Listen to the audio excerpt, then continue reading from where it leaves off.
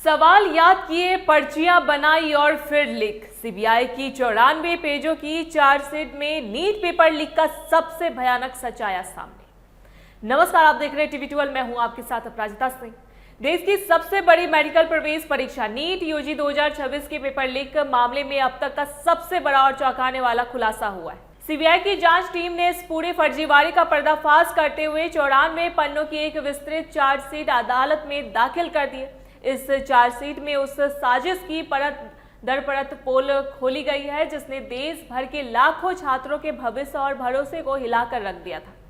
CBI की report में जिस तरीके का खुलासा हुआ है उसने पूरे शिक्षा तंत्र और नेशनल टेस्टिंग एजेंसी यानी एनटीए की सुरक्षा व्यवस्था पर गंभीर और तीखे सवाल खड़े कर दिए।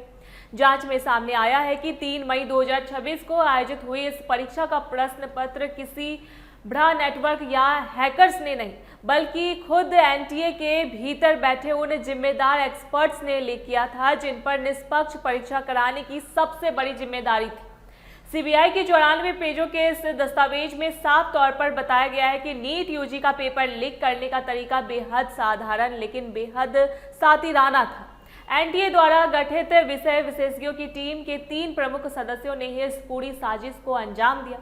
इनमें केमिस्ट्री के एक्सपर्ट पीवी कुलकर्णी, बॉटनी की एक्सपर्ट मनीषा मंडारे और फिजिक्स की एक्सपर्ट मनीषा हवलदार शामिल हैं। जांच एजेंसी ने खुलासा किया है कि प्रश्न पत्रों की मॉडरेशन और अनुवाद प्रक्रिया के दौरान इन तीनों विशेषज्ञों के पास पूरे पेपर और उसके हर सेक्शन का सीधा और आधिकारिक एक्सेस मौजूद था। इसी एक्सेस और सुरक्षा की कमियों का फायदा उठाकर इन तीनों ने परीक्षा से पहले ही सवालों को चोरी करने का प्लान तैयार कर लिया था। चार्जशीट के मुताबिक ये सब्जेक्ट एक्सपर्ट्स जब बंद कमरों में प्रश्न पत्र तैयार और फाइनल कर रहे थे तब वे आसान और महत्वपूर्ण सवालों को ध्यान से याद कर लेते थे। दिन भर काम निपटाने के बाद जब वे रात में अपने अपने कमरों में लौटते थे तो याद किए गए सवालों को तुरंत कागज की छोटी छोटी पर्चियों पर उतार लेते थे। इतना ही नहीं, उन्होंने पूरी चालाकी दिखाते हुए उन सवालों के जवाब और संदर्भ एनसीईआरटी की किताबों के पन्नों और प्रोग्राम्स पर बाकायदा मार्क कर दिए थे। इसके बाद याद किए गए सवालों और तैयार की गई पर्चियों को भरोसेमंद बिचौलियों के जरिए कोचिंग सेंटरों के बड़े नेटवर्क तक पहुंचाया गया।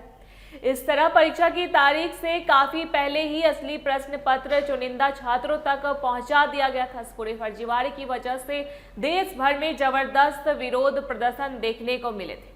परीक्षा रद्द कर दोबारा आयोजित करानी पड़ी थी और यहां तक कि स्थिति की गंभीरता को देखते हुए तत्कालीन शिक्षा मंत्री धर्मेंद्र प्रधान को भी अपने पद से इस्तीफा देना पड़ा था।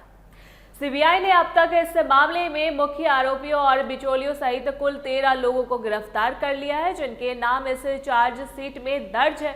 94 पेजों का यह सरकारी दस्तावेज साफ बताता है कि कैसे सिस्टम के भीतर बैठे चंद सफेदपोश लोगों ने लाखों अभ्यर्थियों के दिन रात की मेहनत और उनके सपनों का सौदा कर डाला। इस पर आपकी क्या राय, कमेंट करके जरूर बताएं। देखते रहे टीवी12। धन्यवाद।